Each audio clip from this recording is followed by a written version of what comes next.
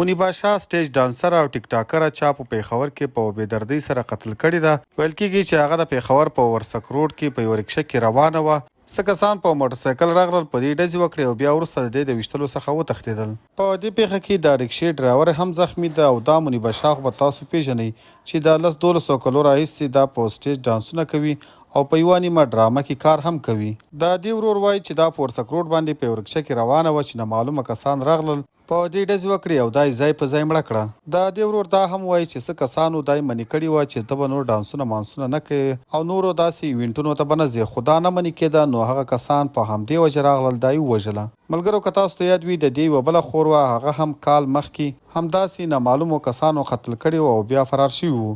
بس قدرمن دوستانو، د داسې خلکو عمر زموږ او ستاسو په پښتونخوا او بل پښتنو معاشره کې ډېر کم وي او اوس د الله تعالی وبخي، الله دې ورته هغه دنیا ښایسته کړي، الله دې کورنۍ ته د زړه صبر ورکړي. تاسو ټول ورته دعاګانې کوي چې الله تعالی ورته مغفرت وکړي.